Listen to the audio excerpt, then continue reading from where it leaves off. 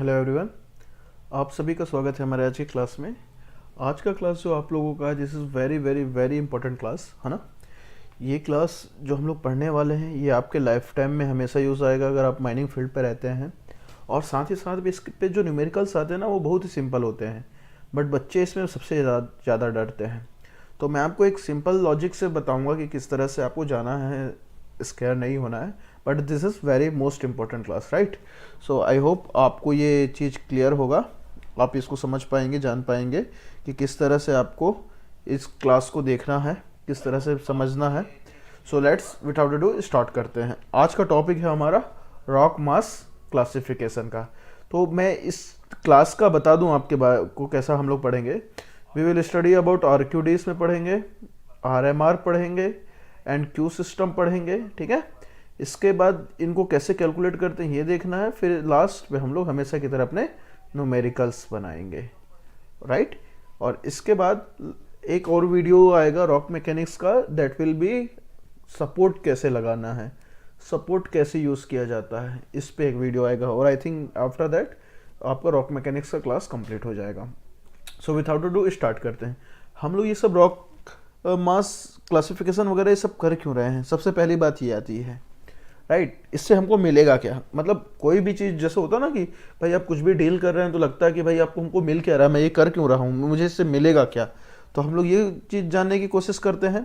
सो सबसे पहली बात है कि भाई हमको मिलेगा क्या, राइट। तो हमको इससे क्या मिलेगा, हम इससे जान पाते हैं कि रॉक का नेचर क्या है। उसके हिसाब से हम लोग सपोर्ट डिज़ाइन कर सकते हैं कि भाई क्या होगा। और इसके साथ साथ हमको क्या रहता है कि रॉक मास का बिहेवियर कैसा होगा कुछ कंडीशन पे, ठीक है। सेम टाइप के रॉक को हम लोग क्लासीफाई कर सकते हैं, उनका कैरेक्टरिस्टिक्स मिल सकता है, राइट। और एक साइड से अदर साइड पे क्या होगा। तो ये this are the some theory part. So इस पे ज़्यादा जाने का नहीं, आप पढ़ सकते हैं इनको। और मैक्सिमम आपको क्या देख रहा है, हम जो देखेंगे आरक्यूडी, आरएमआर, क्यू, जीएसआई। जीएसआई मैंने अपने एक वीडियो में बता चुका हूँ मैं, है ना। वो हमारे लिए कोई ज़्यादा वो नहीं है, रिलेवेंट नहीं है। और एक कोल माइन रूफ रेटिंग, इसकी भी हमको आवश्यकता नहीं है। बेसिकली हम ये 3 पे जाएंगे, ये 3 को हमको पढ़ना है, राइट। तो चलिए शुरू करते हैं। आरक्यूडी पहला टॉपिक देते हैं। तो आरक्यूडी क्या है, डीरे के द्वारा 1967 में डेवलप किया गया था। इसके लिए NW साइज होता है। तो मैंने आपको याद है बताया था, NBAE करके है, हम लोग पढ़े थे। NW, BW, AW, EW या NX, BX, AX, इस टाइप का कुछ शेप था सबसे पहले पे कि ड्रिलिंग वाले चैप्टर पे, कि कौन सा बड़ा साइज होता है, कौन सा छोटा साइज होता है। तो ये वही वाला है, राइट। तो आपको वो याद होना चाहिए, एक बार आप देख सकते हैं वहाँ पे कि NW साइज का होगा, जिसका लेंथ ये होता है। ये क्या रिप्रेजेंट करता है आपका, वीकनेस ऑफ रॉक, ओके। इसका इस्तेमाल हम लोग आरएमआर कैलकुलेशन पे भी करते हैं। देखो क्या होता है ना कि बेसिकली हम लोग कोर निकालते हैं कि भाई हम लोगों ने क्या किया, कोरिंग किया। कोरिंग क्या होता है कि ये आपका बेड है, अर्थ का, मिनरल का बेड है, ओके। कुछ इस तरह से अर्थ में मिनरल के बेड हैं, हमने ड्रिल किया। और ड्रिल करने के बाद ये हम लोग हूबहू ये जो पोर्शन देख रहे हैं आपका अर्थ क्रस्ट का, ये हूबहू हम यहाँ निकाल लेंगे। तो वो कुछ मान लो सपोज इस तरह से दिखता है, समथिंग लाइक दिस। तो आप देख रहे हैं ना कि आप बता सकते हैं कि भाई देखो पहले सैंडस्टोन था, फिर उसके बाद सेल बैंड आ गया, फिर ये मीडियम सेल बैंड आ गया। जैसे इस वाले पे देखिए सैंडस्टोन है, फिर यहाँ पे हमको कोल मिल रहा है, यहाँ पे देखिए कि पूरा कोल ही है। तो इससे हम लोग क्या जान सकते हैं कि भाई सपोज 10 मीटर पे आपका सेल बैंड है तो 20 मीटर पे हमको यहाँ पे क्या मिल गया, कोल मिल गया। सपोज अगर ये आ गया तो कुछ इस तरह से कोरिंग की जाती है। इससे हमको क्या मिल जाता है, वहाँ का लिथोलॉजी मिल जाता है कि वहाँ का स्ट्रक्चर कैसा है। तो इस तरह से कोरिंग निकाली जाती है। फिर जब आप ये कोरिंग निकालते हैं, ये इस तरह से कोरिंग आप जब निकाल लेंगे, राइट। तो ये सपोज ये मैं इसको 3 टुकड़े में कर दे रहा हूँ, तो इनका साइज देखा जाता है।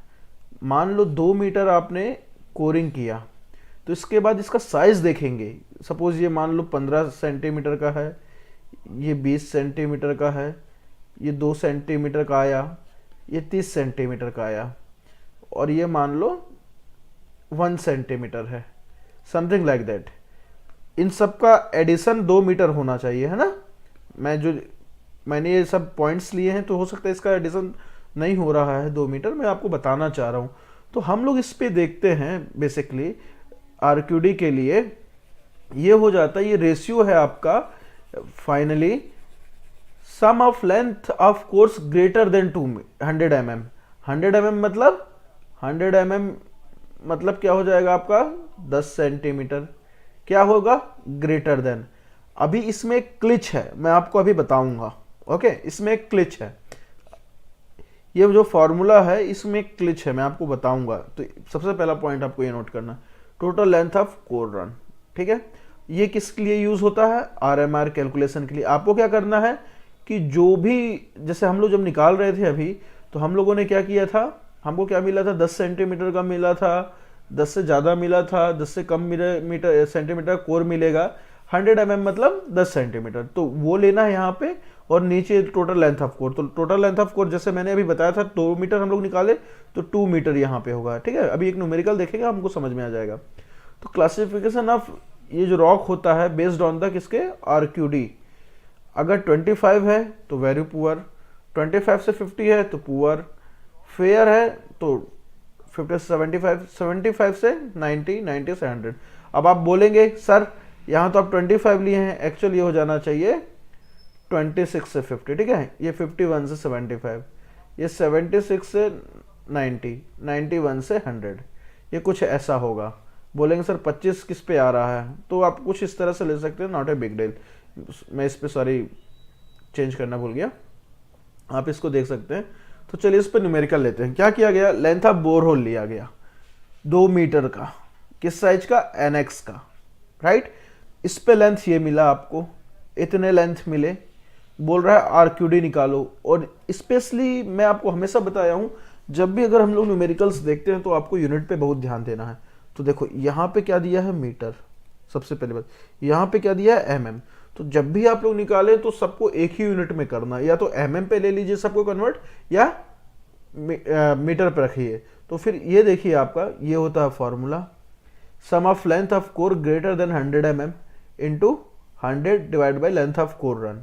तो देखो इस पे देखिए 100 से ऊपर कौन कौन सा है, तो हम इसको नहीं लेंगे, इसको नहीं लेंगे, इसको नहीं लेंगे, ये हो जाएगा 172, 255, 280, 176, 302, 102, 153, 147।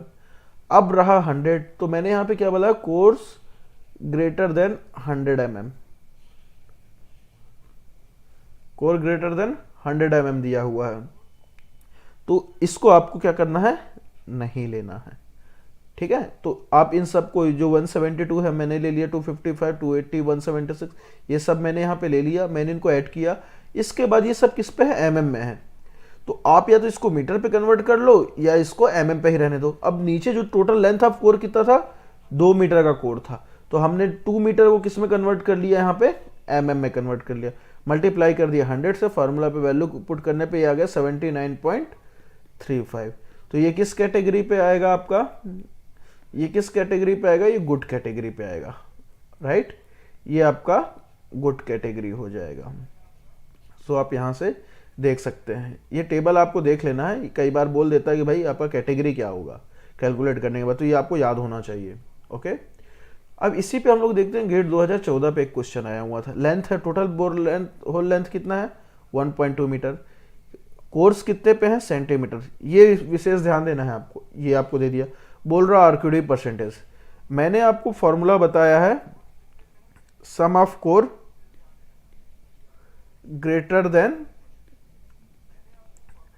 10 centimetre divide by length of core into 100, ये हम लोगों ने देखा है ना। तो यहां पे देखिए कोर देखिए 20, 15, बस इतना ही है। तो इसमें क्या हो जाएगा, 20 + 15 डिवाइडेड बाई 1.2 मीटर है। तो 1.2 मीटर को हम लोग किस में कर लेते हैं कन्वर्ट, सेंटीमीटर में कर लेते हैं, इंटू 100 करिए। आप जब इसको करेंगे तो आपका आंसर आएगा अराउंड 29.2, ये आंसर आ गया। बट अभी रुकिएगा यहाँ पे, अब यही क्वेश्चन पे अब सबसे बड़ा सवाल आता है कि आपको 10 को लेना है कि नहीं, 10 को लेना है कि नहीं। अगर धोखे से कोई एक बच्चा 20 प्लस 15 प्लस 10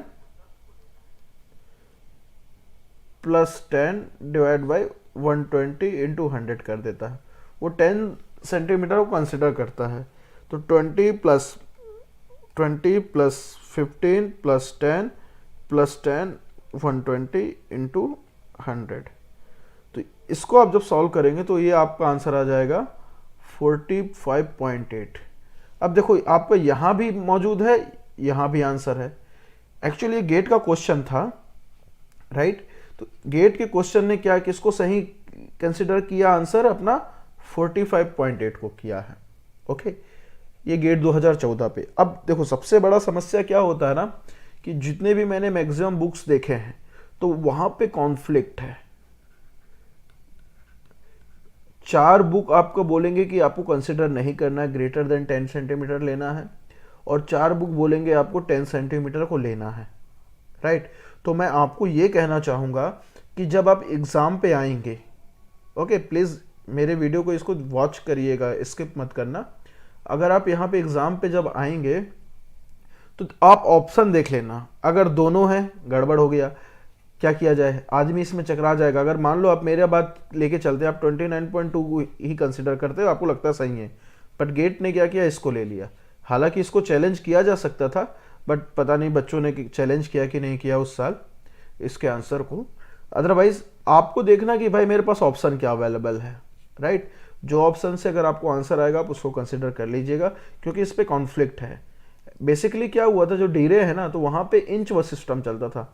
उन्होंने बोला था 4 इंच, तो 4 इंच में क्या होता है, 1 इंच में 2.54, अगर इसको 4 से मल्टीप्लाई करोगे तो ऑब्वियसली क्या होगा, आपका 10 सेंटीमीटर से ज़्यादा हो जाता है। इसलिए बोला जाता है कि आपको 10 सेंटीमीटर को कंसिडर नहीं करना है, बट ये थोड़ा सा डाउटफुल है। तो सिंपल सी बात है, अगर ऐसा क्वेश्चन है जिसमें 10 सेंटीमीटर भी है, आप देख लीजिएगा कि ऑप्शन क्या कहता है, ऑप्शन के हिसाब से ले लेना।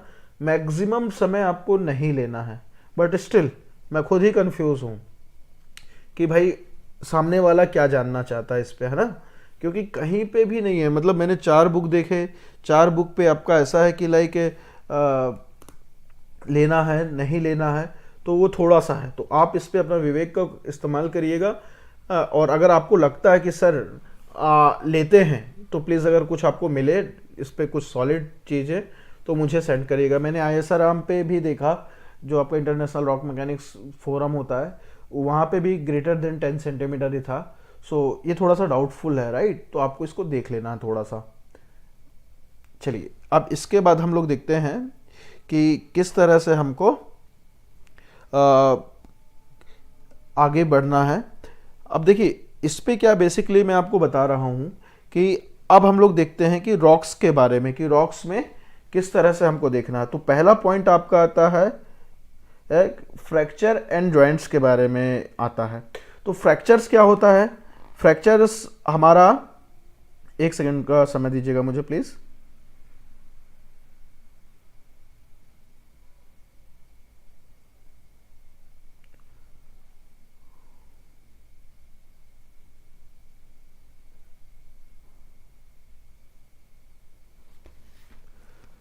सो फ्रैक्चर्स एंड जॉइंट्स, तो फ्रैक्चर्स क्या है, ये सब आपके जियोलॉजिकल डिस्टर्बेंस होते हैं। तो फ्रैक्चर क्या होता है कि अगर कोई भी आपका, ये बेसिकली एक रॉक है, ठीक है, ये बेसिकली ये आपका रॉक है। तो रॉक के बीच पे अगर ये प्लेनर सरफेस से कट जाए, मतलब इसकी कंटिन्यूटी ब्रेक हो जाए, ब्रोक हो जाए ये, तो ये फ्रैक्चर कहलाएगा। हो सकता है ये फ्रैक्चर कुछ इस तरह से भी हो सकता है कि इनकी कंटिन्यूटी ब्रेक हो जाए। यहाँ पे क्या हो सकते हैं, यहाँ पे कुछ फॉरेन एलिमेंट्स भी आ सकते हैं फ्रैक्चर के बीच में, गैप के बीच में, या ये खाली भी रह सकता है, ठीक है। बट ये तो आपको हो गया फ्रैक्चर कि भाई टूट गया, जैसे हम लोग बोलते हैं ना कि भाई उसका हड्डी फ्रैक्चर हो गया, मतलब वो टूट गया, बीच से टूट गया। सिमिलरली अब आता जॉइंट्स क्या होता है। तो जॉइंट्स क्या है आपका,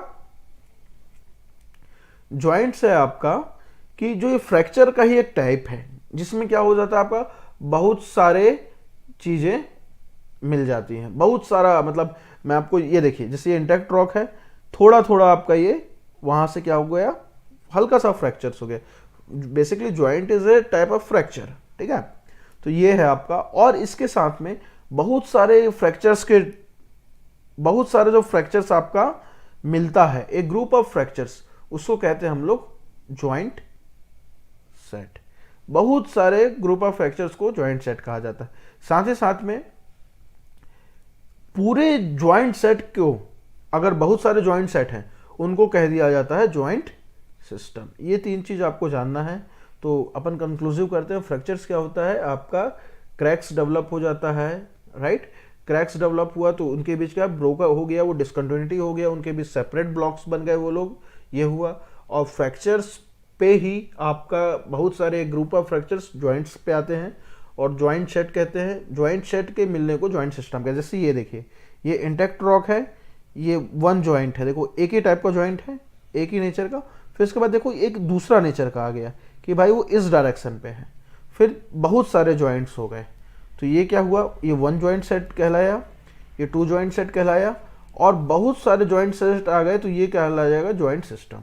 तो कुछ इस तरह से आपका जो होता है। अब अगला चीज देखते हैं हम लोग, द वॉल्यूमेट्रिक ज्वाइंट काउंट, ठीक है। तो वॉल्यूमेट्रिक ज्वाइंट काउंट का फॉर्मूला ये है 1/S1 1 divide by S1 plus and so on. तो S क्या है, ज्वाइंट स्पेसिंग कहलाता है। ज्वाइंट स्पेसिंग का मतलब क्या है, डिस्टेंस बिटवीन डिसकंटिन्यूटीज। जैसे आपका उनके बीच क्या है, जैसे मान लीजिए 10 मीटर है, 10 मीटर में सपोज 12 ज्वाइंट्स हैं, ठीक है। तो क्या हो जाएगा भाई, कितना डिस्टेंस है दोनों ज्वाइंट्स के बीच में, दोनों ज्वाइंट्स के बीच में आपका डिस्टेंस कितना है। तो क्या कहेंगे, सिंपल सी बात है, आप क्या कर सकते हो, 12 डिवाइड बाई 10 कर सकते हैं, तो 1.2। मतलब एक ज्वाइंट के बीच में कितना डिस्टेंस है आपका, सॉरी ये ऐसा नहीं होगा, ये आपका हो जाएगा 10 डिवाइड बाई 12, क्योंकि हम 10 मीटर को बराबर हिस्सों में बांट रहे हैं ना। सपोज 10 ज्वाइंट्स है 10 मीटर पे, तो 10 डिवाइड बाई 12, तो इसका मतलब ये हो जाएगा 10 डिवाइड बाई 12, तो ये हो जाएगा आपका 0.833 मीटर। हाँ 0.833 मीटर, मतलब एक ज्वाइंट्स के बीच में 0.883 का डिफरेंस है। इस तरह से 10 मीटर पे आपका 12 ज्वाइंट्स आ जाएंगे। इसका मतलब ये होता है। अभी हम लोग जब न्यूमेरिकल बनाएंगे तो आप वहां से देख सकते हैं। अब मैं ये आपको क्यों पढ़ा रहा हूं, क्योंकि आर्किडी ज्वाइंट वॉल्यूमेट्रिक ज्वाइंट से जुड़ा हुआ है। उसको हम लोग कैसे डिटरमाइन कर सकते हैं, कुछ इस तरह से। तो ये बहुत इंपॉर्टेंट फॉर्मूला है, आपको याद होना चाहिए। चलो इस पे हम लोग न्यूमेरिकल देखते हैं। क्वेश्चन बोल रहा है कि एक रॉक मास है जिसमें 5 ज्वाइंट सेट्स है ना। इसमें कहता है कि भाई ज्वाइंट्स नॉर्मल हैं। एक चीज और, ज्वाइंट्स ना आपको हमेशा नॉर्मल डिग्री पे लेना है। नॉर्मल मतलब 90 डिग्री के हिसाब से लेना है।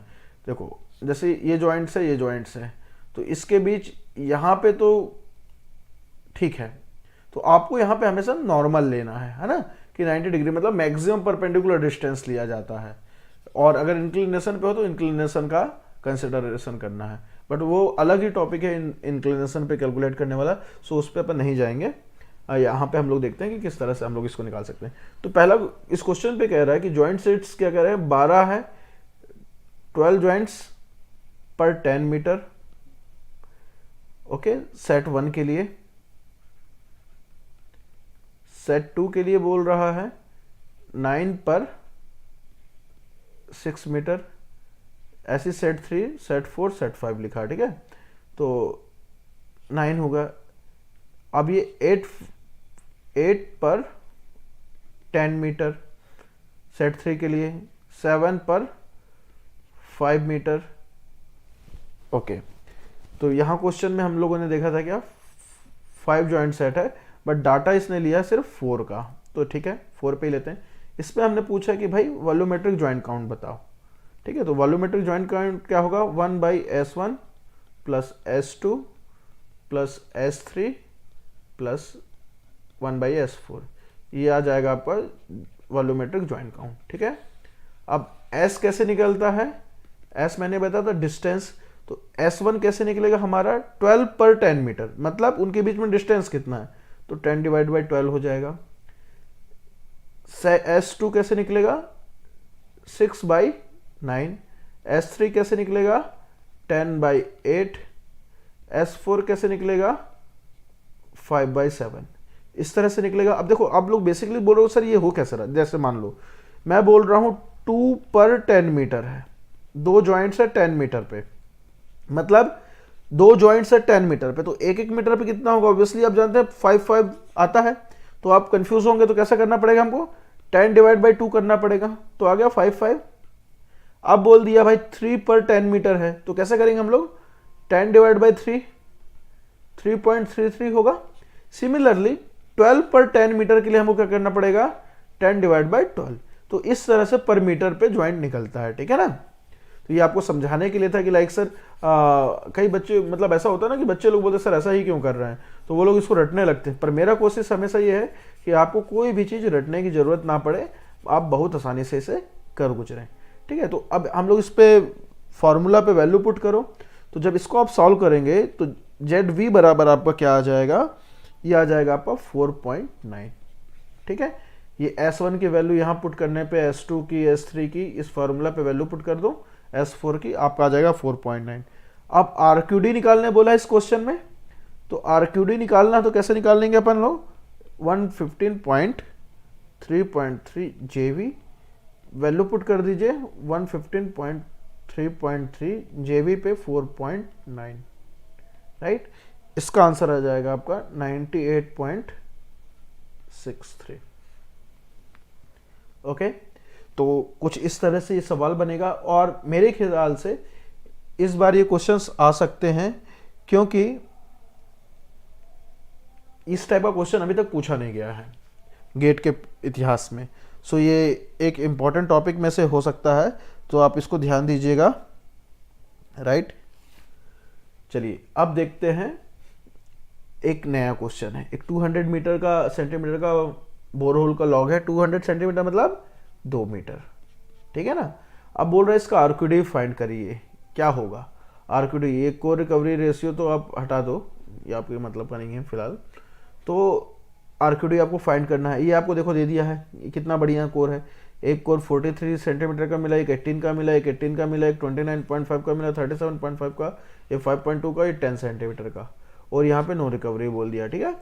तो अब आपको निकालना है, तो ये क्वेश्चन आपका क्या होगा होमवर्क होगा। इसमें 10 सेंटीमीटर है, तो मैं आपसे बार बार बोलूँगा अभी ये कि अगर 10 सेंटीमीटर दिया है तो उसको कंसिडर मत करिएगा, इन माई ओपिनियन, राइट।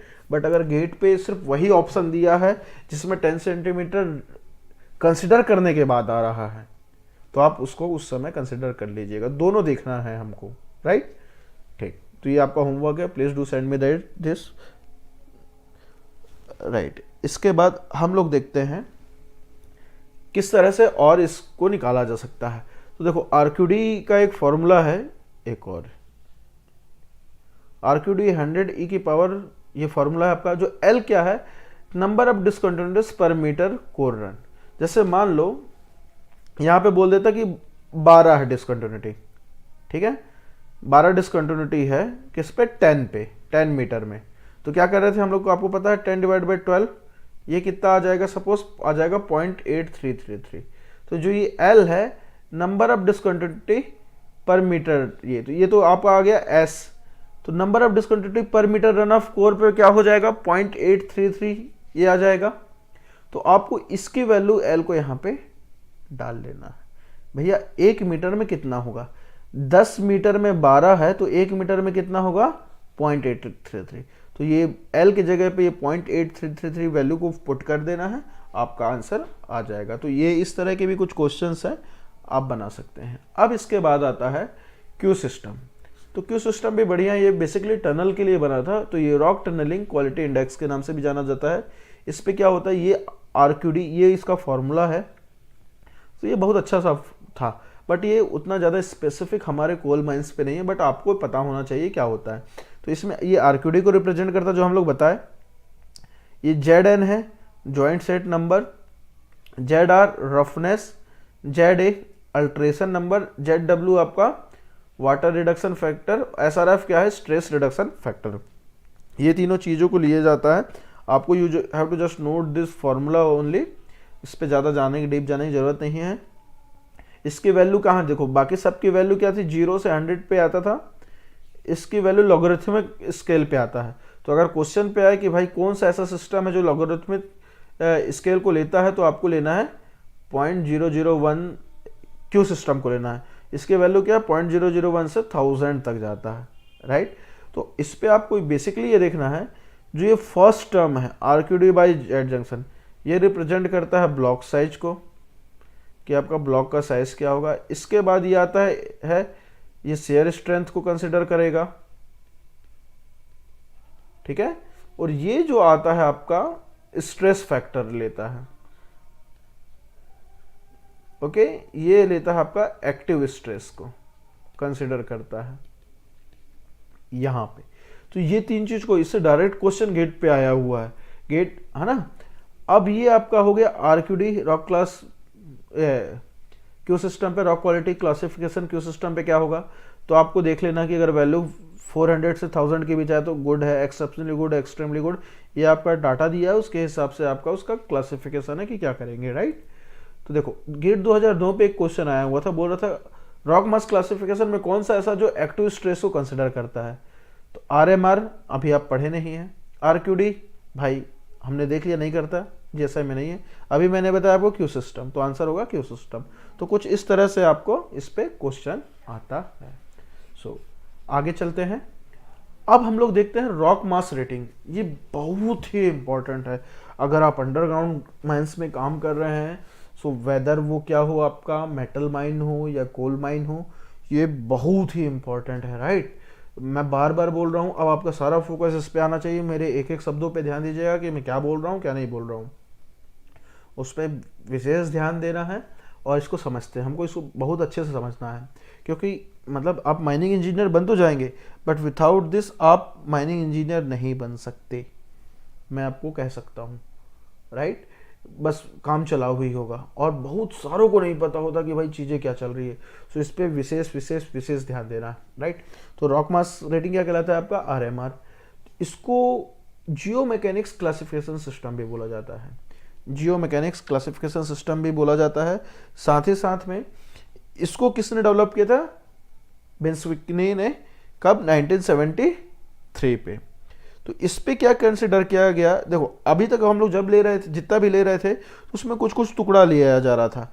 अब इस पे 5 पैरामीटर लिया गया। पहला layer thickness, which is RQD भी बोल सकते हैं हम लोग। बेसिकली RQD में क्या निकाल रहे हैं कि भाई लेयर थिकनेस ही निकाला जा रहा है एक हिसाब से, मतलब कितना बेस्ट आपको लेयर मिल पा रहा है, वही है। इसके बाद देखो, उसके बाद आ जाता है स्ट्रक्चर फीचर्स। स्ट्रक्चर फीचर्स मतलब कि भाई जॉइंट्स है, फ्रैक्चर्स है, कैसा है, उस पर जियोलॉजिकल डिस्टर्बेंस क्या है, ये लिया गया। फिर तीसरा लिया वेदरेबिलिटी। तो वेदरेबिलिटी याद करिए, मैंने आपको स्लैग ड्यूरेबिलिटी बताया है। स्लैग ड्यूरेबिलिटी टेस्ट क्या किया जाता है उसमें, आप क्या करते हैं, पत्थर को या रॉक को क्या करते हैं, वेदर वाले कंडीशन पे लाते हैं, मतलब उसको पानी पे भी डालेंगे, उसको सुखाएंगे भी, फिर उस पर कितना इरोजन हुआ या उस पर कितना रिडक्शन हुआ, ये सारी चीज़ें देखी जाती हैं। चौथा आ गया आपका रॉक स्ट्रेंथ। रॉक स्ट्रेंथ मतलब कंप्रेसिव स्ट्रेंथ क्या होगा उस रॉक का, वो देखेंगे।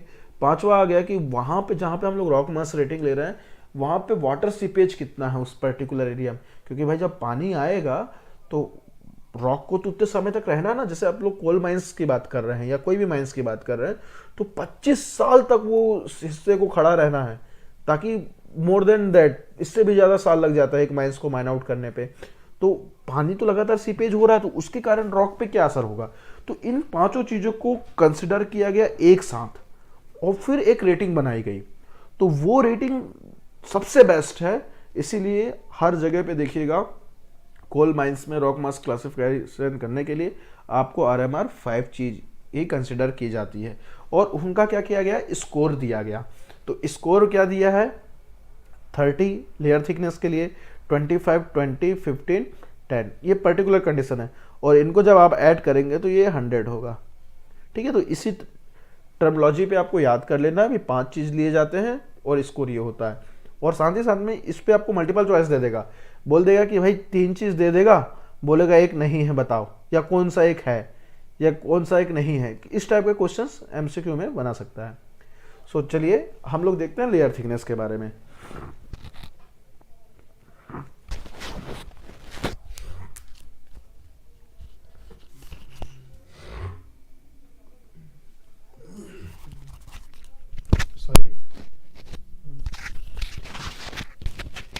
सॉरी थोड़ा सा डिस्टरबेंस हो रहा है। लेयर थिकनेस के बारे में देखते हैं। तो लेयर थिकनेस बेसिकली आपको क्या है कि भाई जो हम लोग रूफ ले रहे हैं, ये आपका रूफ है, माइन का रूफ होगा, ये कोल बेड है, ये कोल बेड है, ठीक है, या मिनरल है, इसके ऊपर ये आपका रूफ है। तो इस रूफ में कुछ लेयर होंगे, या तो आपका यहाँ पे सैंडस्टोन होगा या सेल होगा। तो हमको सपोर्ट इस रूफ को करना है, ये कोल के ऊपर वाले को। तो हम वहाँ से क्या करेंगे, लेयर्स लेते हैं कि भाई जब बोरहोल, मैंने आपको बताया जब हम लोग कोरिंग करते हैं तो कोल के ये जैसे सपोज ये पूरा कोल है ना, तो यहाँ पे देखेंगे कि भाई कितना लेयर थिकनेस है। तो बेसिकली हम लोग 2 मीटर तक का लेते हैं, ठीक है। तो अगर जैसे 2 मीटर तक लिए हैं तो हम लोग देखेंगे कि एक सपोज 50 सेंटीमीटर का है, एक 20 सेंटीमीटर का, एक 10 सेंटीमीटर का, इस तरह से 2 मीटर तक हम लोग देखेंगे और उनका एवरेज लिया जाता है। तो हो सकता है कि भाई 3 मीटर अगर हम लोग मान लो ले रहे हैं तो वहाँ पे कोल का भी लेयर हो, दूसरे एलिमेंट्स का भी लेयर हो, तो हमको वो देखना होता है। जैसे फॉर पर्टिकुलर जो मैंने क्राइटेरिया लिया है तो उस पर क्या पाया गया कि कोल और जो आपका मीडियम ग्रेन, एमजी मतलब मीडियम ग्रेन सैंडस्टोन है, वहाँ पे एवरेज थिकनेस निकला दोनों का 20 सेंटीमीटर। तो अब 20 सेंटीमीटर निकला तो उस हिसाब से लेयर थिकनेस के हिसाब से उनको क्या दिया जाता है, रेटिंग दिया जाता है। मैंने आपको यहाँ पे बताया लेयर थिकनेस को कितना दिया जाता है, 30 मार्क्स दिया जाता है। तो देखो अगर लेयर थिकनेस आपका 0.25 सेंटीमीटर से कम है तो आपको क्या लेना है, 0.25, 0 से 5 रेटिंग लेना है। 2.5 और 7.5 के बीच है तो आपको क्या लेना है, 6 से 12, ठीक है। तो इस पे देखिएगा अगर 2.5 है तो आपको 6 लेना है, 7.5 है तो आपको 13 लेना है, 20 है तो आपको क्या लेना है, 21, राइट। और अगर 50 से ज़्यादा है तो आपको 70 से 30 के बीच में लेना है। तो हमारा जो निकला इसमें क्या निकला, 20 निकला। तो आपको क्या करना है, 21 लेना है। मतलब बेसिकली इस पे क्या है आपका कि आपको देखना है कि भाई एवरेज थिकनेस क्या हो रहा है और इस रेंज ऑफ वैल्यू से आपको वैल्यू उसका पिक करना है कि उसका रेटिंग क्या होगा, राइट। दूसरा हो गया स्ट्रक्चरल फीचर्स। तो स्ट्रक्चरल फीचर्स पे बेसिकली 2 चीज़ें आती है। मैं आपको यहाँ जो बता रहा हूँ वो अलग बताऊँगा, एक चीज़ और बताऊँगा जो एक टेबल है उस पर आप बोलेंगे सर क्या सीन चल रहा है, तो प्लीज़ वेट करिएगा, उस पर भी हम क्लियर करेंगे। तो देखो जैसे अगर माइंस की बात कर रहे हैं हम लोग, तो अगर फॉल्ट एंड क्लिट है तो 5 लिया जाएगा, 4 लिया जाएगा आपका जॉइंट्स एंड क्लिट के लिए, फॉल्ट एंड स्लिप है तो, और आपका लेटरल थिकनेस वेरिएशन है या इंस्ट्रूजन है, क्रॉस बेड है, कैटल बॉटम, प्लांट इम्प्रेशन, ये सब क्या जूलॉजिकल डिस्टर्बेंस है। तो मैंने आपको बताया था स्ट्रक्चरल फीचर्स में क्या लिया जाता है, जूलॉजिकल डिस्टर्बेंस। तो जो पर्टिकुलर एक एग्जांपल ले रहा हूँ मैं, जिस माइंस का हम लोगों ने कैलकुलेट किया था, तो वहाँ पे टोटल 15 आया और यहाँ पे दिया कि भाई इंडेक्स होगा ये रेटिंग होगा। तो 15 आया, तो 15 किसके बीच आ रहा है, देखो आपका स्ट्रक्चर इंडेक्स आपका आ रहा है 15 से भी ऊपर में, ठीक है, 15। तो इसको हम लोग क्या ले लिए, 4 ले लिए। तो आपको देखना है कि भाई कितने पे आता है, राइट। जैसे कि मान लो सपोज वो 0 आता, तो 0 आता तो हम लोग इसको 25 ले लेते। मतलब जितना ज़्यादा रेटिंग आ रहा है उतना आपके लिए अच्छा है, कहने का मतलब ये है आप ज़्यादा पॉइंट्स स्कोर कर रहे हैं, तो स्ट्रक्चर फीचर्स कहलाते हैं। देखो एक यहाँ पे देखो एक शब्द था क्लिट्स। तो क्लिट्स का मतलब क्या होता है, ये क्या है, ये भी फ्रैक्चर ही है, पर ये क्या देखो कैसे 90 डिग्री पे एक्वायर हो रहे हैं कोल पे, दिख रहा है आपको 90 डिग्री पे आ रहे हैं, ऑर्थोगोनल है। तो ये जॉइंट्स हैं पर ऑर्थोगोनल है, फेस के हैं, तो इसको क्या कहला जाता है, क्लिट्स कहते हैं। मतलब फ्रैक्चर्स का ही एक टाइप है, जॉइंट्स ही हैं ये सारे के सारे, राइट। एक स्लिप आया था, एक शब्द देखिएगा उसमें स्लिप।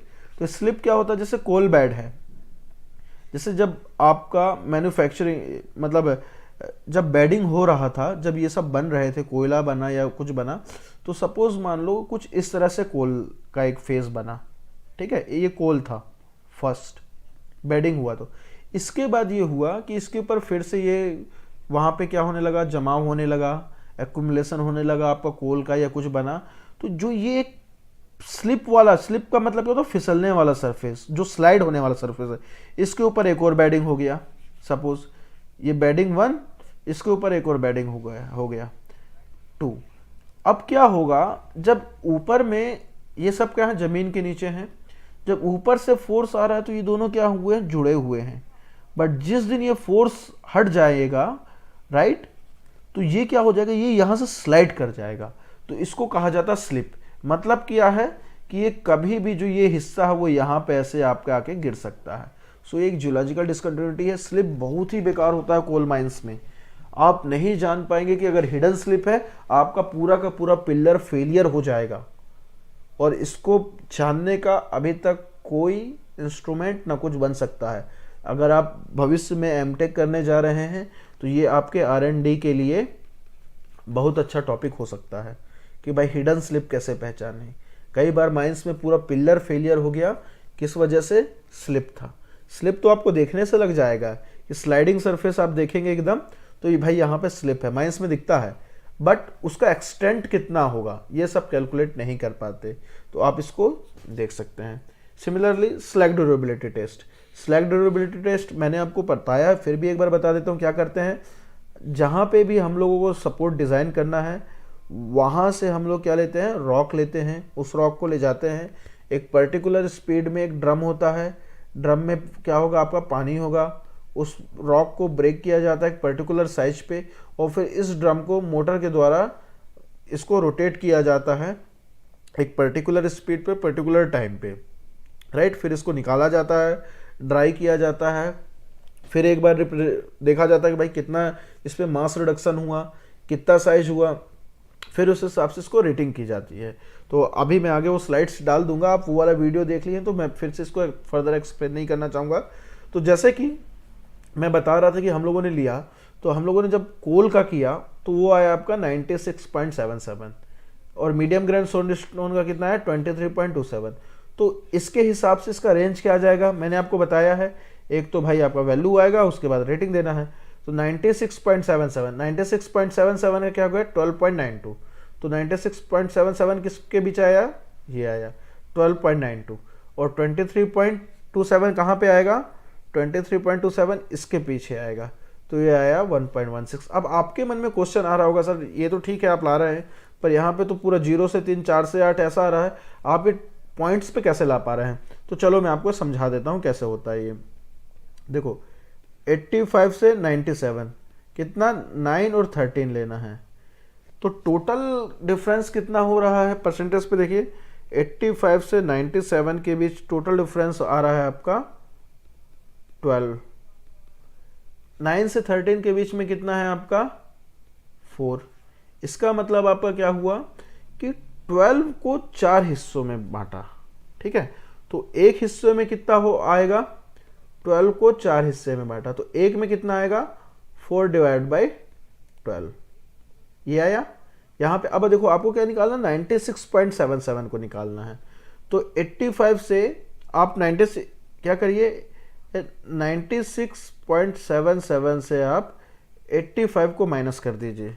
तो 96.77 से 85 को अगर हम लोग माइनस कर देते हैं तो ये आ जाएगा 11.77, ठीक है। तो 85 के लिए आपका 9 है, क्लियर। तो 96.77 के लिए क्या आएगा, तो एक के लिए आपका 4/12 है। तो जो 11.77 के लिए क्या आएगा, फॉर 1 इतना है, तो इसको हम लोग 11.77 से मल्टीप्लाई कर देते हैं। तो ये 11.77 से हो जाएगा 4/12, ये आ जाएगा आपका 3.92। ये आ गया कितने के लिए, 11.77 के लिए।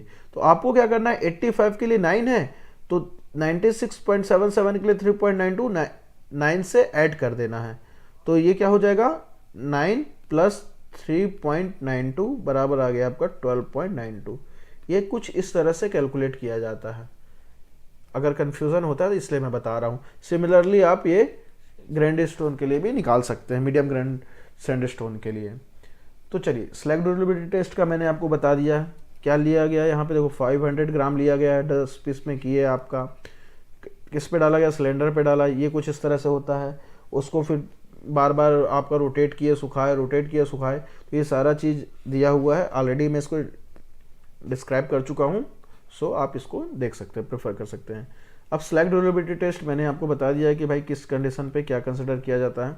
इसके बाद है कंप्रेसिव स्ट्रेंथ। तो कंप्रेसिव स्ट्रेंथ हम लोग जानते ही हैं कि भाई किस तरह से निकाला जाता है। बहुत सारे हम लोगों ने मेथड्स देखे हैं कि किस तरह से निकाला जाता है। तो पर्टिकुलर कंडीशन पे उस केस पे जो लिया हमने कोल के लिए और आपका मीडियम ग्रेड सैंडस्टोन था, इसके लिए हम लोगों ने क्या निकाल लिया, कंप्रेसिव स्ट्रेंथ निकाल लिया पॉइंट लोड इंडेक्स से एंड ऑल दैट जो भी होता है उससे आपका ये आ गया।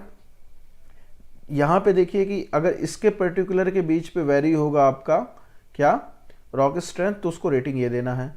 तो 105 किसके बीच में आ रहा है, 3 से 8 के बीच में, तो यहाँ पे वैल्यू आ गया 308। 1238 कितने पे आ रहा है, इसके बीच आ रहा है, तो यहाँ हम लोगों ने ले लिया। सो इस तरह से क्या कर रहे हैं हम लोग, पांचों पैरामीटर्स को कंसिडर करते हुए चल रहे हैं। सिमिलरली ग्राउंड वाटर था, ग्राउंड वाटर सीपेज मतलब ऊपर से कितना निकल रहा है, तो ये है आपका मिलीलीटर पर मिनट कितना आ रहा है। ये कैसे निकाला जाता है कि जैसे देखो ये आपका ग्राउंड वाटर है, ये आपका है, तो यहाँ से वाटर सीपेज कितना हो रहा है, तो पर्टिकुलर क्या करते हैं कि जैसे यहाँ से पूरा वाटर सीपेज हो रहा है ना, तो जैसे ये है, तो यहाँ कहीं पे एक नाली होगा, मतलब क्या ड्रेनेज सिस्टम होगा, वाटर होगा, तो यहाँ पे वी कोण लगा दिया जाता है, वी, और यहाँ पे आपका क्या मेजरमेंट होता है लगभग मान लो, तो वी, तो जब इस पे जो फ्लो होता है वी चैनल बोला जाता है इसको। ये कुछ ऐसा आपका एक मेटल का होगा, मेटल सीट, और एक पर्टिकुलर एंगल पे होता है ये। यहाँ पे जितना वाटर फ्लो हुआ जा रहा है उसके हाइट के हिसाब से, है ना, पर्टिकुलर इंक्लिनेशन पे वहाँ से आपका वाटर का फ्लो कैलकुलेट कर लिया जाता है। एक ऐसी जगह पे जैसे मान लो आप एक गैलरी पे बना रहे हैं, तो एक गैलरी का पानी एक ड्रेनेज सिस्टम, एक पर्टिकुलर ड्रेनेज सिस्टम में जा रहा हो ताकि वो बाकी दूसरे जगहों से कनेक्ट ना हो जाए, और वहाँ पे वी से आप चैनल रख देंगे, वहाँ से आप उसका मेजरमेंट कर सकते हैं। सो वहाँ से पर्टिकुलर आप देख सकते हैं कि उसका रेटिंग क्या होगा। जैसे हम लोगों ने जिस माइंस का किया था उसका 9 आया, तो ये हो गया। अब इसके बाद देखो हम लोगों ने क्या किया, कैलकुलेशन आरएमआर करने के लिए क्या किया था, लेयर थिकनेस, स्ट्रक्चर, ये पांचों पैरामीटर हमने ले लिया। अब हम इंडिविजुअली सबको ऐड कर दे रहे हैं। तो कोल के लिए सिर्फ कितना आया, 46 आया, और मीडियम ग्रेड सैंडस्टोन के लिए कितना आया, 31.40 आया। एक पर्टिकुलर ये आपका 48 लेवल, 39 डीप, 36 लेवलिस्ट पैनल के लिए हम लोगों ने निकाला था, तो इसका कुछ इतना है। अब क्या करना है, देखो आपको 2 आरएमआर मिले हैं, हो सकता है आपको तीसरा भी यहाँ पे मिल जाता, सेल मिल जाता। अब सेल अगर आपका रूफ में होता तो उसको भी लेते, भाई दोनों का कंबाइन एक आरएमआर होगा ना। तो उसके लिए एक फॉर्मूला है आपका कि जो इमीडिएट रूफ था, इमीडिएट रूफ में एक्चुअल हमको क्या मिला था कि कोल था उसमें 0.25 एंड आपका मीडियम सैंड ग्रेंड स्टोन था 1.75। तो दोनों का कंबाइन आरएमआर क्या होगा, सम ऑफ समेशन जो है RMR of each bed into bed thickness. तो आरएमआर ऑफ कोल क्या है आपका 46, बेड थिकनेस है 0.25, और साथ ही साथ में मीडियम सैंड ग्रेंड स्टोन का आया आपका 31.40, हमने उसका थिकनेस से मल्टीप्लाई कर दिया, डिवाइड बाई 2, तो आपका बेसिकली कितना आ गया आरएमआर, 33.222। फिर इसके बाद ये तो आपका आरएमआर आ गया। अगर मान लो 3 होता तो आपको 3 पे लेना पड़ता, ठीक है। आप बोलेंगे सर कि कोल आपका 0.25 क्यों है यहाँ पे रूफ में। देखो भाई सिंपल सी बात होती है, जब भी आप वुडन पिलर लगाते हो, मान लो सपोज 4 मीटर का थिक सीम है, हमको परमिशन मिलता है सिर्फ 3 मीटर का, 3 मीटर हम लोग एक्सकवेट कर सकते हैं, तो ऑब्वियसली रूफ में कितना बच गया, 1 मीटर बच गया, और बाकी इमीडिएट रूफ हम लोग कितना तक लेते हैं, 2 मीटर तक लेते हैं। तो 1 मीटर में कोयला हो गया आपका, 1 मीटर में कुछ होगा ना, तो जैसे आपका सैंडस्टोन हो सकता है, सेल हो सकता है, ये सारी चीज़ें हो सकती है, तो ये आपका होता है। इसलिए नहीं बोला सर रूफ में हम लोग कोयला क्यों छोड़ रहे हैं, ये सब क्वेश्चन नहीं करना। तो ये आपका आ गया। अब इसके बाद जब आरएमआर निकल जाता है तो आपको क्या करना पड़ता है, एडजस्टमेंट करना पड़ता है। जैसे कि सॉलिड ब्लास्टिंग ले रहे हैं, तो ब्लास्टिंग करने से क्या होगा, आपका आरएमआर ब्लास्टिंग करोगे तो रूफ में क्या आएगा, क्रैक्स आएगा, उसके वजह से क्या हुआ, उसका सपोर्टिंग सिस्टम क्या हुआ, कम हुआ। मतलब भाई उसमें हम लोग डिस्कंटिन्यूटी पैदा कर रहे हैं ना, उसका स्ट्रेंथ कम कर रहे हैं आपके रूफ का, तो उस पर क्या करते हैं 10% रिडक्शन कर देते हैं। किसके केस में, सॉलिड ब्लास्टिंग केस में। तो आपका देखो इस क्वेश्चन जो हम लोगों ने केस लिया 33.22 आया, 10% हमने रिडक्शन कर दिया, तो फाइनली आप RMR क्या आया इसका 29.8, पुअर रूफ के कैटेगरी में, क्लास 4 मैंने आपको कैटेगरी बताया था, वही हो गया। इसके साथ साथ अगर मान लो ये सॉलिड ब्लास्टिंग नहीं करते, यहाँ पे कंटिन्यूस माइनर लगाया जाता, तो क्या करते देते हैं 33.22 से इसको 10% और एक्स्ट्रा इंप्रूव कर दिया जाता है, तो ये आपका 1.1 से मल्टीप्लाई कर देंगे। तो इस तरह से कुछ एडजस्टमेंट होता है। सिमिलरली डेप्थ के हिसाब से भी होता है कि भाई अगर बहुत ज़्यादा डेप्थ में है तो भी आपको RMR कम करना पड़ेगा, कम डेप्थ में तो आपको कोई क्या करने की ज़रूरत नहीं है, कोई एडजस्टमेंट करने की ज़रूरत नहीं है। साथ ही साथ में कंटिन्यूअस सीम है तो भी होता है। एक्चुअल बेसिकली मुझे वो टेबल नहीं मिल पाया है, तो अगर आपको टेबल पता हो तो मुझे शेयर करिएगा, अदरवाइज मैं नोट्स में अटैच कर दूंगा जब मुझे टेबल मिलता है तो, राइट।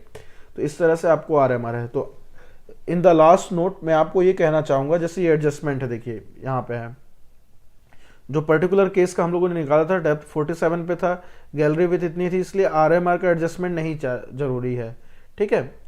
ये सारी चीज़ें होती हैं, तो RMR हम लोगों ने एडजस्टमेंट नहीं किया। बट मुझे इसका टेबल नहीं मिल रहा है कि भाई किस पे 10% घटाना, 10% कम करना है, ये टेबल एक्चुअल मुझे नहीं पता अभी, ये तो मिलेगा तो मैं उससे बता दूंगा। तो फाइनल मैं इसको कंक्लूड करता हूँ कि RMR कैसे निकालना है। RMR आपका कैसे निकालना, 5 पैरामीटर लेना, उनको लेना है, रॉक के जो आपका रूफ पे होगा उस पे जाना है, उसके सारे डाटा को लेना है, कैलकुलेट करना है, आपका सबका सेपरेट सेपरेट आएगा, फिर एक कंबाइंड RMR आएगा, उसमें एडजस्टमेंट किया जाएगा।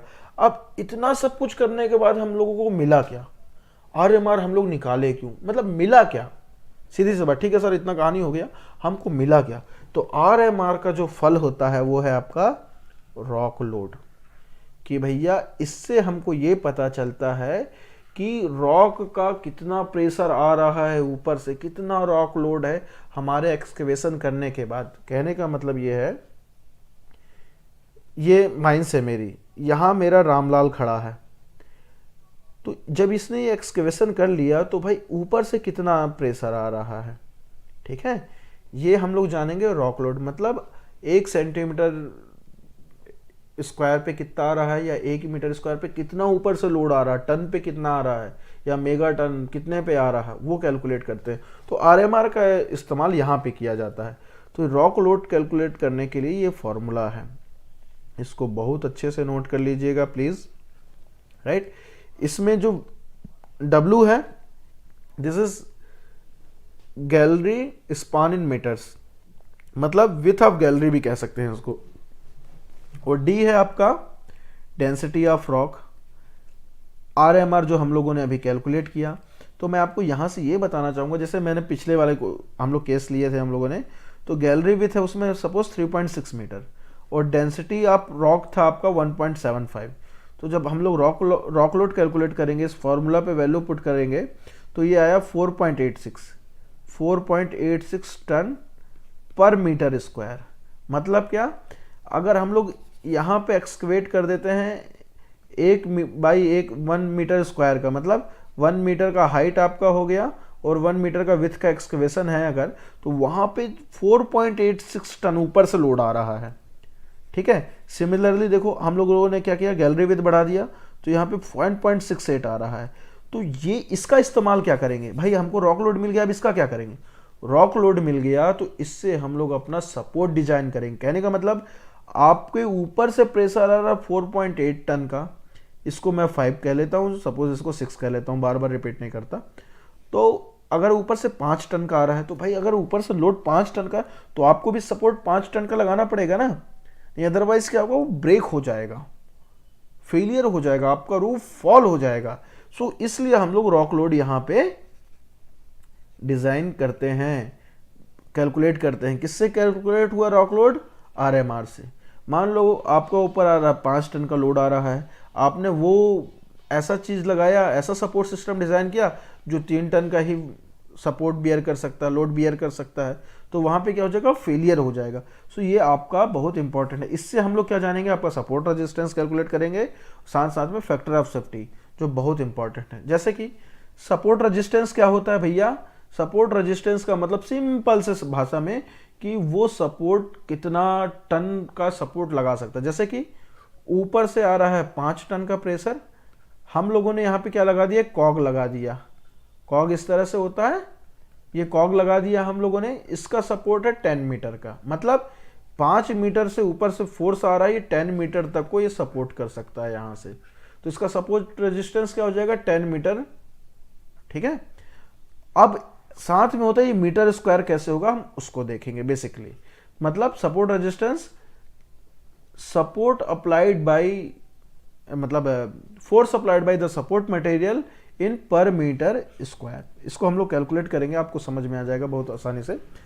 और फैक्टर ऑफ सेफ्टी क्या हो रहा है भैया, फैक्टर ऑफ सेफ्टी सपोज देखो क्या हो रहा है कि अभी मैं इसका केस लूंगा तो आपको बहुत अच्छे से समझ में आ जाएगा।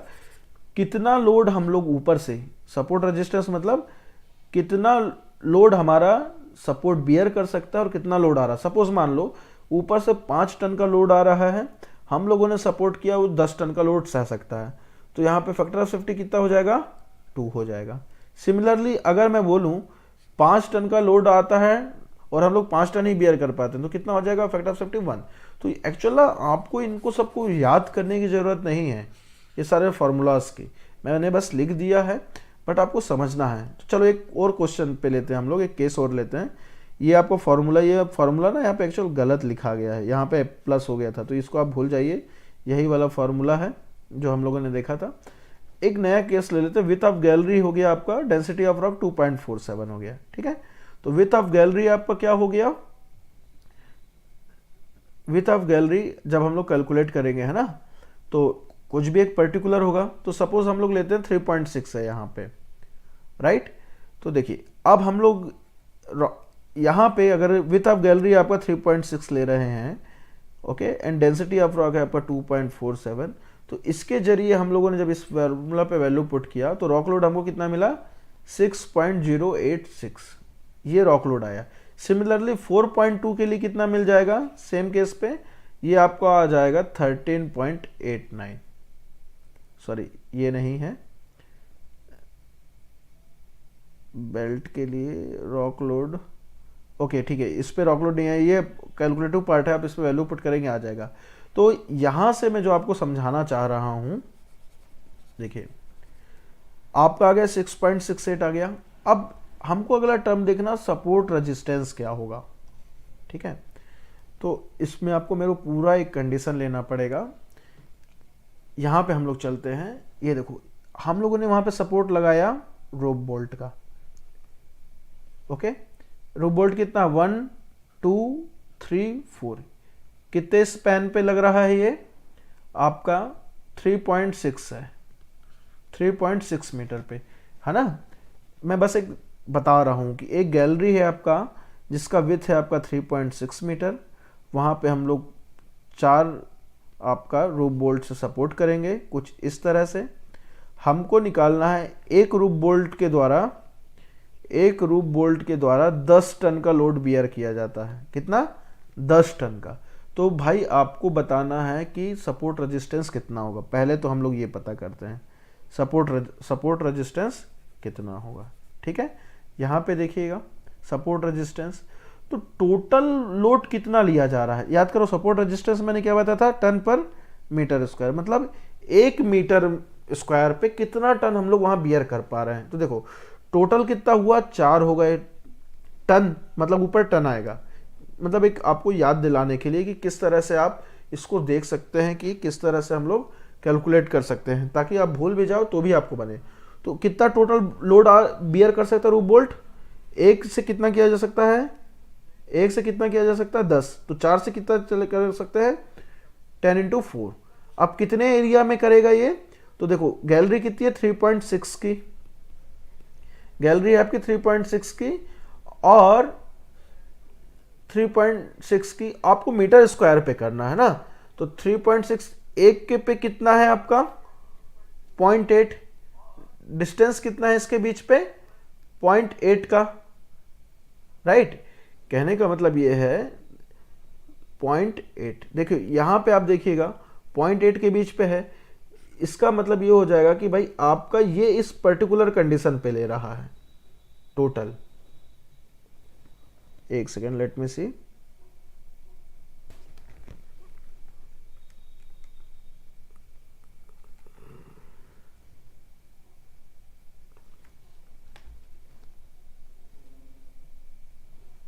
ओके, तो ये आपका कैलकुलेट करने पे क्या होगा, 40 डिवाइड बाई आपका हो जाएगा, यहीं से अपन चलते हैं, ये आ जाएगा आपका 13.89 टन पर मीटर स्क्वायर। इसका मतलब क्या हुआ कि भाई जो हम लोगों ने, मैंने आपको जो बताया कि हम लोगों ने 4 क्या लगाया, रूफ बोल्ट लगाए जो एक एक टन का वेरी कर सकते हैं।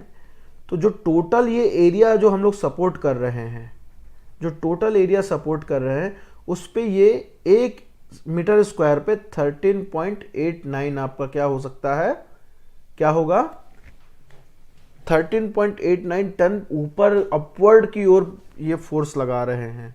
मतलब ऊपर से लोड आ रहा है कितना, 6 टन का, नीचे से हम लोग लगा रहे हैं सपोर्ट जो लगाए हैं वो आ गया 13.89 का। तो टोटल फैक्टर ऑफ सेफ्टी आपका कितना हो जाएगा, 13.89 डिवाइड बाई 6.086 बराबर आ गया 2.28। तो कुछ इस तरह से आपको क्या करना है, सपोर्ट रेजिस्टेंस को कैलकुलेट करना है। सिमिलरली आप देखिएगा एक दूसरा केस के लिए वहां पे 5 बोल्ट लगाया गया, 5 रूफ बोल्ट लगाया, तो 5 का क्या हो जाएगा, 50 हो जाएगा, और गैलरी साइज क्या कर दिया गया, 4.2 कर दिया गया, ठीक है, ये हो गया। और ये 0.8 आपका हो जाएगा स्पेसिंग इसके बीच में। बट बेसिकली जो नीचे मीटर स्क्वायर जो आ रहा है ना, आपको ये देखना है कि पर्टिकुलर कितने मीटर पे आ रहा है। जैसे कि ये आपका दिया हुआ है, तो रूफ बोल्ट के बीच में भाई कुछ स्पेसिंग होगा ना, अगर ये 1-1 मीटर पे होता तो नीचे पे 1 आ जाता, 0.8 की जगह 1 आ जाता। अगर 2 मीटर पे होगा तो 2 हो जाएगा, है ना। एक पर्टिकुलर टोटल से डिवाइड करना है पर मीटर स्क्वायर के लिए। सिमिलरली आपका ये है, यहाँ पे फैक्टर ऑफ सेफ्टी कैलकुलेट कर सकते हैं। देखो 4.2 है, तो यहाँ क्या हो जाएगा, देखो 1 2 3 4 5, तो 5 इंटू 10, अब टोटल कितना है 4.2। इनके बीच का डिस्टेंस कितना हो गया, किनारे वालों को नहीं लेना है ना, किनारे मतलब ये आपका कोल पिलर से दूरी है, तो ये हो जाएगा 0.8। तो यहाँ से आपका इसका क्या निकल जाएगा, इस पर्टिकुलर केस में सपोर्ट रेजिस्टेंस निकल जाएगा टन पर मीटर स्क्वायर, ठीक है। और फिर इसके बाद जब फैक्टर ऑफ सेफ्टी क्या होगा, रॉक लोड कितना आ रहा है हम लोगों ने कैलकुलेट कर लिया, बस सिमिलरली बना लेना है। तो ये बहुत ही सिंपल सा है ये सारा चीज़ जो मैंने आपको बताया। तो इस पे आपको सपोर्ट रेजिस्टेंस और फैक्टर ऑफ सेफ्टी कैलकुलेट करते आना चाहिए।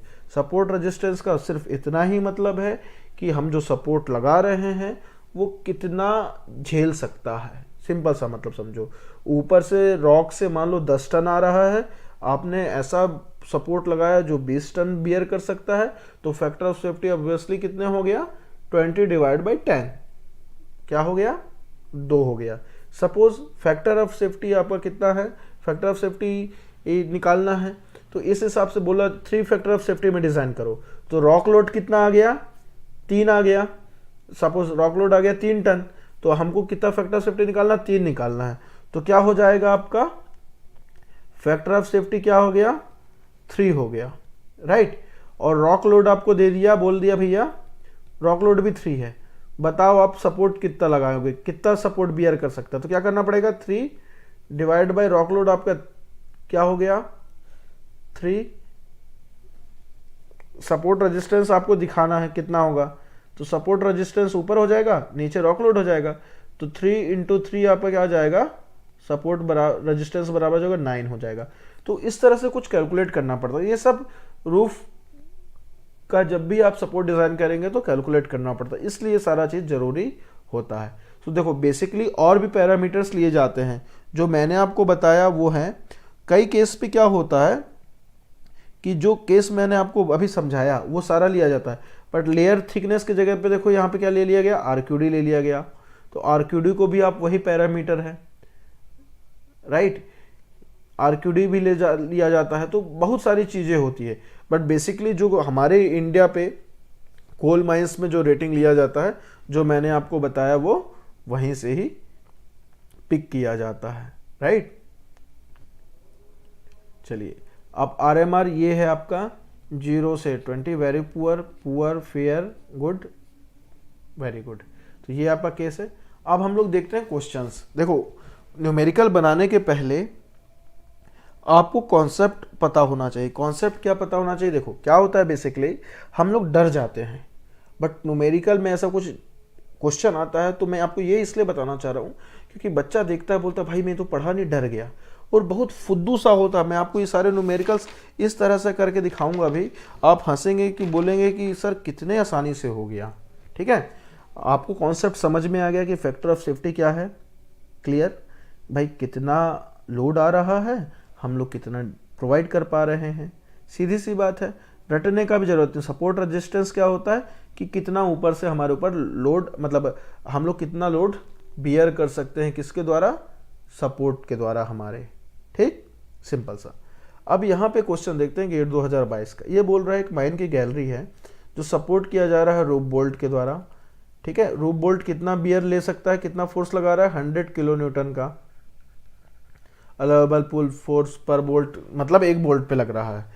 बोल रहा है कि unit weight of immediate roof, मतलब 1 क्यूबिक मीटर जो रूफ में रॉक होगा उसका यूनिट वेट है 25। मतलब ये क्या हो रहा है, ये नीचे की ओर वेट लगा रहा है, हमारा रूफ बोल्ट ऊपर की ओर लगा रहा है, मतलब ये स्ट्राटा का नीचे आ रहा है ना, ये नीचे से आ रहा है, ये प्रेशर 25 किलो न्यूटन पर मीटर क्यूब। हम लोग कितना लगा रहे हैं एक बोल्ट के जरिए, 100 किलो न्यूटन। बोल रहा फैक्टर ऑफ सेफ्टी बताओ, क्लियर। अब देखो कितना फुद्दू सा क्वेश्चन है। मैंने आपको बता दिया कि भाई फैक्टर ऑफ सेफ्टी क्या होता है, कि हम कितना लगा सकते हैं, कितना हम लोग बियर कर सकते हैं, ऊपर से स्टार्टा कितना आ रहा है। मैंने सिंपल सा बताया आपको फैक्टर ऑफ सेफ्टी कैसे कैलकुलेट करते हैं। सपोज मान लो ये 10 टन लोड ऊपर से आ रहा है, हम लोगों ने यहाँ से ऐसा प्रॉप कॉग लगा दिया जो 20 टन बियर कर सकते हैं। इसका फैक्टर ऑफ सेफ्टी क्या हो जाएगा, 20 डिवाइड बाई 10, ये हो गया 2। आप बोलेंगे सर 10 डिवाइड बाई 2 क्यों नहीं किए, 20 नहीं किए, तो ये 0.5। तो आप यहाँ पे देखो हम लोग जितना आया उससे ज़्यादा लगा रहे, दुगुना लगा रहे, तो ऑब्वियसली वो क्या होगा, 2 बार होगा। बट अगर आ रहा है कितना, 0.5 क्या होगा, 10 आ रहा है, मतलब हम लोग क्या उसका आधा लगा रहे हैं ना। तो ये इस तरह से मैं आपको बताने की इसलिए कोशिश करता हूँ ताकि आपको फॉर्मूला रटने की जरूरत ही नहीं है, आप खुद से ही उस समय एक बना सकें कि भाई हम लोग चीज़ों को कैलकुलेट कैसे करते थे। बच्चा जब क्वेश्चन बनाएगा तो वो 10 डिवाइड बाई 20, 20 डिवाइड बाई 10 में ही कंफ्यूज हो जाएगा वो, इसलिए मैं आपको ये सारी चीज़ें बताता हूँ। तो देखो ये क्वेश्चन मैं आपको बहुत लंबा चौड़ा बता रहा हूँ, बट 1 सेकेंड में बन जाएगा ये, ठीक है। अब देखते हैं हम लोग यहाँ पे इन दोनों के बीच पे डिस्टेंस कितना है, 1 मीटर का, ठीक है। किसके बीच में डिस्टेंस है आपका, बोल्ट के बीच पे डिस्टेंस। अब बोल रहा है कि इमीडिएट रूफ, यहां देखो क्या बोला, 1.75, कितना बोला है, 1.75। अब यहां पे देखते हैं टोटल कितना रूफ बोल्ट बियर कर सकता है, 100 किलो न्यूटन। अब ऊपर यूनिट वेट कितना, 25 किलो न्यूटन।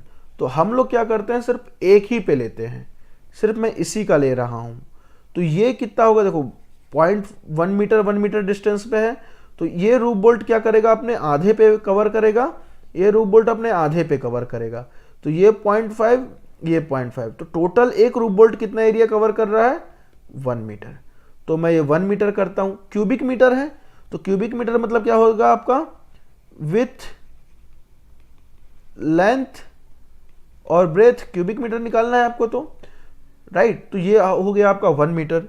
इसके बाद आपको देखना है, क्लियर, ये 1 मीटर का हो गया। इसके बाद आपको देखना क्या चीज होगा कि क्या दिया है इमीडिएट रूप, इमीडिएट रूप दिया 1.75, ये 1.75, क्लियर, 1.75 आपका यहां दिया हुआ है। और इस पे एक केस नहीं दिया है, क्या केस नहीं दिया है यहाँ पे फिलहाल, इस पे नहीं दिया कि कितने लेंथ तक सपोर्ट कर रहा है। तो ठीक है, हम लोग कंसिडर करते हैं 1 मीटर पे ही है ये। तो ये आपका क्या आ गया, क्यूबिक मीटर पे आ गया, कुछ इतना क्यूबिक मीटर पे आएगा। देखो अब यहाँ पे देखना है, इसको जब मल्टीप्लाई करेंगे एक क्यूबिक मीटर में, एक क्यूबिक मीटर में कितना 25 किलो न्यूटन का वेट है, तो ये आपका हो गया टोटल वेट 25 किलो न्यूटन। तो अगर मैं सपोज इसको कैलकुलेट करता हूं तो 1 इंटू 1 इंटू 1.75 इंटू 25, ये हो गया 43.75।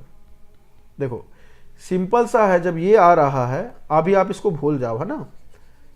मैंने क्या किया, एक रूफ बोल्ट लिया, एक रूफ बोल्ट कितना एरिया कवर कर रहा है, हम लोग इस पे आ गए। एक रूफ बोल्ट कितना एरिया कवर कर रहा है 1 मीटर। कहाँ तक जा रहा है, 1.75 आपका किस पे कर रहा है, हाइट पे कर रहा है। और बेसिकली जो 1 मीटर मैंने लिया था, मैं अभी थोड़ा सा गलत बोल गया, ये देखो इसके बीच यहाँ पे भी डिस्टेंस 1 मीटर का है ना। देखो यहाँ तक 1 मीटर लिया ये, और ये यहाँ पे भी 1 मीटर का गैप है, तो इसका क्यूबिक मीटर कितना हो जाएगा, क्यूबिक मीटर में 1 इंटू 1 1.75 ये होगा। सॉरी, मैं 1 मीटर जो कंसिडर किया था क्वेश्चन पे ही दिया हुआ था, मैं उसको लेंथ पे ले गया था, लेंथ पे नहीं ले जाना है। तो देखो क्या होगा, बेसिकली ये जो बीच वाला सेंटर वाला रोप बोल्ट है, इसको आप 1 पे लो, यहाँ पे आप 1 पे लो, क्लियर हुआ। तो ये टोटल एरिया कितना का बन जाएगा, 1/1 का। तो इसको अगर मैं 3D में बनाऊं तो ये कुछ इस तरह से बन जाएगा, ये वाला पर्टिकुलर एरिया ये ऐसा हो जाएगा। ये आपका 1 मीटर हो गया, यहाँ पे 1 मीटर हो गया, पर जो ये हिस्सा है इमीडिएट रूफ, ये आपका हो जाएगा 1.75। हमको क्या लेना है, क्यूबिक मीटर कैलकुलेट करना है। तो क्यूबिक मीटर आया आपका, इसको कैलकुलेट करने पे 1.75, राइट। अब 1 मीटर पे 25 किलो न्यूटन का वेट आ रहा है 1 मीटर पे, तो 1.75 पे कितना आएगा, 43.75। 1.75 पे हम मल्टीप्लाई कर देंगे 25 से, आपका आंसर आ जाएगा 43.75। क्लियर हुआ। अब इसका मतलब क्या हुआ, इसका मतलब ये हुआ कि ऊपर से वेट आ रहा है आपका 43.75। किस केस पे, एक रूफ बोल्ट के केस पे कैलकुलेट किया हूं मैं, आपको ध्यान रखना है। और एक रूफ बोल्ट पे कितना आ रहा है, 100 आ रहा है। तो सिंपल सी बात है भैया, हम लोग सपोर्ट कितना दे पा रहे हैं, रेजिस्टेंस 100 किलो न्यूटन, एक रूफ बोल्ट ले सकता है। टोटल कितना है आपका 43.75, इसको डिवाइड कर दो, आपका आंसर आ जाएगा 2.28। ये हो गया आपका आंसर। सबसे पहली बात ये होती है कि आपको कॉन्सेप्ट समझना है। आपको हमेशा एक क्यूबिक मीटर पे कितना लोड आ रहा है वो देख लो, और हम लोग सपोर्ट कितना लगा रहे हैं। जैसे फैक्टर ऑफ सेफ्टी पे मैंने आपको बताया था, यहाँ पे देखिए factor of safety support resistance, तो हम लोगों को क्या मिला, ये सपोर्ट रेजिस्टेंस 100 मिला। रॉक लोड कितना आया, तो हम लोग ने देख लिया 1 इंटू 1 इंटू 1.75, आपका यहाँ पे आ गया क्या, 25 से मल्टीप्लाई कर दिए, ये आ गया आपका 2.28। तो इस तरह से कुछ कैलकुलेट किया जाता है ना। अब कई क्वेश्चन पे मैं आपको बताना चाहूँ, जो इमीडिएट रूफ होता है ना, ये नहीं देगा, ये बोल देगा कि आपका रूफ बोल्ट का लेंथ 2 मीटर का है, मतलब 2 मीटर तक का इमीडिएट रूफ हाइट है, जब अगर किसी क्वेश्चन पे ना दे तो, राइट। अब देखिए गेट 2011 का क्वेश्चन, बहुत ही सिंपल सा क्वेश्चन, पर आदमी इसको देख के घबरा जाएगा, डर जाएगा, परेशान हो जाएगा, बोलेगा कि भाई हो क्या गया मेरे साथ करके, वो समझ ही नहीं पाएगा। पर बहुत ही सिंपल क्वेश्चन है, आपको ना क्वेश्चन को ध्यान देना है बस। मैं इसलिए बार बार बोल रहा हूँ क्योंकि ये मैंने भी एक्सपीरियंस किया, सारे बच्चे करते हैं, बट जब आप उसको शांति से बैठोगे, देखोगे, क्वेश्चन को आसानी से बना ले जाएंगे। आपको सिर्फ देखना, क्वेश्चन खुद बोलता है कि भाई बनेगा कैसे, मुझे सॉल्व करो, सारे हिंट्स दिए रहते हैं। देखो चलो देखते हैं इसको। एक बोल्ट है, पैटर्न दिया सपोर्ट का, 1.5 metre centre to centre distance है। देखो सेंटर टू सेंटर डिस्टेंस हो गया। Tensile strength of 20 mm, dia bolt कितना है 193.35 mm। रूफ लेयर बोल रहा है इतना है, बताओ एक्सियल लोड कितना है। अब बोलेंगे सर एक्सियल लोड का फॉर्मूला क्या है, क्या फॉर्मूला, कैसे निकालेंगे, आदमी यहीं पे पंचर हो गया।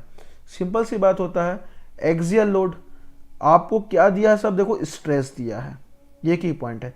तो स्ट्रेस बराबर क्या होता है, फोर्स अपॉन एरिया। अब फोर्स कहां देखो, तो जो ये स्ट्रेस आपको दिया है, स्ट्रेस इटसेल्फ एक क्या है, फोर्स है। तो आप यहाँ फोर्स बराबर क्या कर दो 193.35 कर दो। एरिया कैसे निकलेगा? एरिया के लिए देखो डायमीटर दिया है बोल्ट रॉड का, तो एरिया कैसे निकालोगे इससे, तो एरिया हो जाएगा आपका पाई आर स्क्वायर हो जाएगा। लेंथ नहीं दिया है ना, तो कंफ्यूज नहीं होना है, सिर्फ सिंपल इतना ही लेना है, राइट। अब आपको क्या बोल दिया है भैया? एक्सियल लोड, स्ट्रेस, सॉरी गलत गलत गलत गलत गलत गलत गलत गलत गलत एक्सियल लोड, एक्सियल लोड आपका हो क्या कहलाएगा? फोर्स कहलाएगा। स्ट्रेस जो दिया हुआ है वो है आपका ये 193.35। ओके, हमको क्या निकालना है? हमको निकालना है एक्सियल लोड। तो जो लोड है आपका वो फोर्स है, तो यहां पे इसको लिख सकते हो आप एक्सियल लोड, है ना। तो इससे क्या कन्वर्ट हो जाएगा भाई? एरिया को आपको मल्टीप्लाई कर देना है स्ट्रेस से, खत्म, सिंपल सा आंसर आ जाएगा। तो यहां पे हम लोग देखते हैं 193.35। अब यहां पे देखो गड़बड़ कहां करता है बच्चा, ये एमपीए में है, ये किलो न्यूटन में है, वो डायरेक्ट मल्टीप्लाई कर देगा, सब आंसर उसका गलत हो जाएगा। और यहाँ पे यूनिट देखो एमएम में है, तो आपको यूनिट पे बहुत ध्यान देना है, मैं बार बार बोलता हूँ यूनिट पे ध्यान देना है। तो ये 3.4 हो जाएगा। ये क्या है? डाया है, तो 22 को डिवाइड कर दो 2 से, इसको कन्वर्ट कर दो मीटर पे, 1000। किलो न्यूटन क्या होता है? न्यूटन क्या होता है? फोर्स, है ना, पर मीटर स्क्वायर होता है, फोर्स पर मीटर होता है, राइट। तो आपको वो देखना है, इसलिए हम लोगों ने इसको मीटर पे कन्वर्ट कर दिया। अब यहाँ पे एक्सियल लोड है, ये 193 क्या है? यहाँ पे आप जब किया है आपने न्यूटन के लिए, तो 193 को आप मेगा पास्कल है, तो इसको 10⁻6 से मल्टीप्लाई कर दो, राइट। तो एक्सियल लोड बराबर क्या होगा? 193.35 इंटू 10⁻6,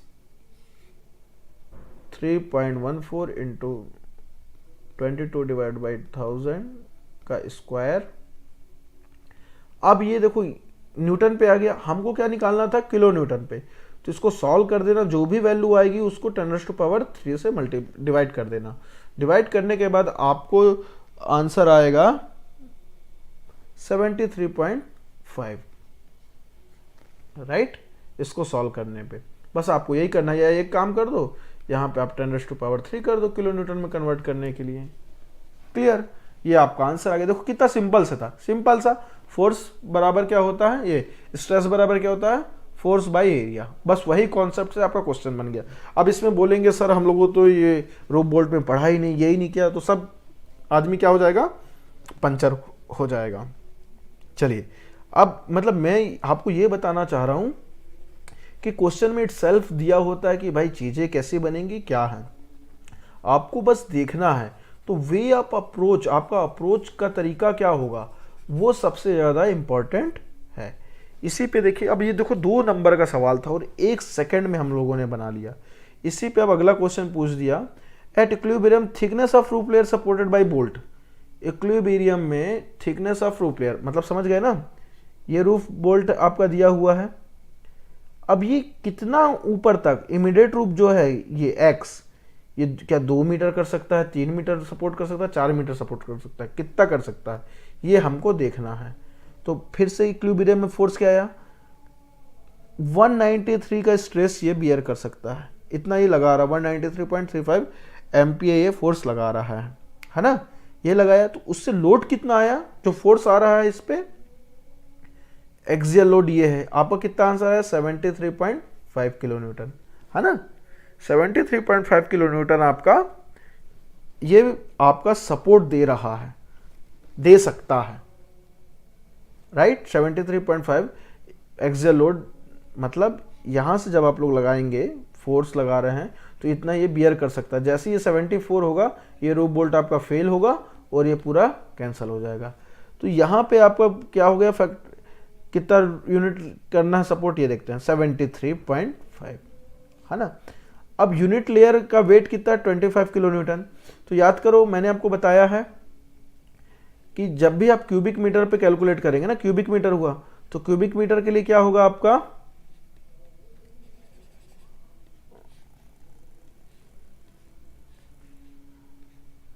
क्यूबिक मीटर के लिए ये कुछ इस तरह से बनेगा। राइट। ये अगर मैं रूफ की बात कर रहा हूँ तो ये हिस्सा आपको पता है कि कितना होगा, तो देखो ये हिस्सा आपका 1.5 ऑलरेडी दिया हुआ है ना। ये हिस्सा जो दिया है आपका 1.5 दिया हुआ है। हमको ये नहीं पता कि ये हिस्सा यहाँ पे अगर रूफ बोल्ट होगा तो ये कितना तक जाएगा रूफ बोल्ट, हमको ये नहीं पता, तो ये x होगा। तो क्यूबिक मीटर कैसे निकलेगा हमको वो देखना। इक्विलिब्रियम बोला, इक्विलिब्रियम का मतलब होगा आपका, इक्विलिब्रियम मतलब जितना आपका लोड आ रहा है और आप लोड बियर कर सकते हैं, मतलब हो जाएगा फैक्टर ऑफ सेफ्टी क्या हो जाएगा यहाँ पे 1। वैसे फैक्टर ऑफ सेफ्टी सोचने की जरूरत नहीं है। इक्विलिब्रियम का मतलब जितना ऊपर से रूफ से सब आपका प्रेशर आ रहा है और आप कितना प्रेशर अप्लाई कर रहे हैं रूफ बोल्ट के जरिए, ये होता है इक्विलिब्रियम। तो देखो यहाँ से सिंपल सा देखो, मतलब हमको ऐसा रूफ बोल्ट ऐसा इतना डिजाइन करना है कि ये सिर्फ 73.5 ही झेल सके। तो ये तो फिक्स है आपका 1.5 फिक्स है आपका 1.5 इंटू एक्स, कितना ये ऊपर सपोर्ट कर पा रहा है। ठीक है, ये कितने, ये क्या आया आपका क्यूबिक मीटर पे आया। ठीक, 1 क्यूबिक मीटर पे कितना लगता है 25। मैं आपको इसलिए इतना डिस्क्राइब करता हूं ताकि कहीं से कोई डाउट ही ना हो, आपको रटने की जरूरत ना पड़े। ठीक है, तो ये आपका क्यूबिक मीटर, 1 क्यूबिक मीटर का कितना वेट है 25 है।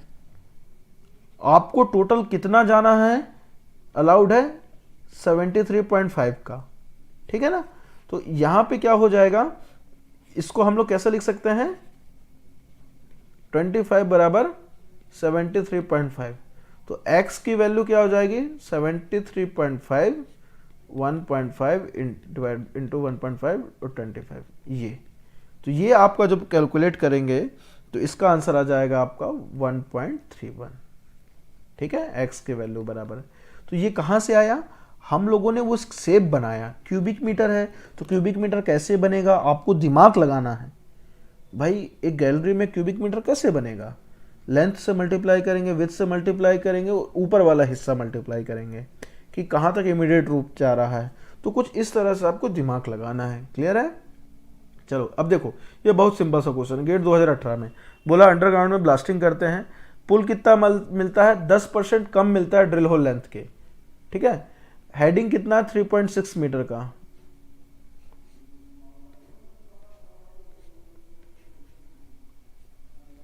हेडिंग है आपका 3.6 मीटर का।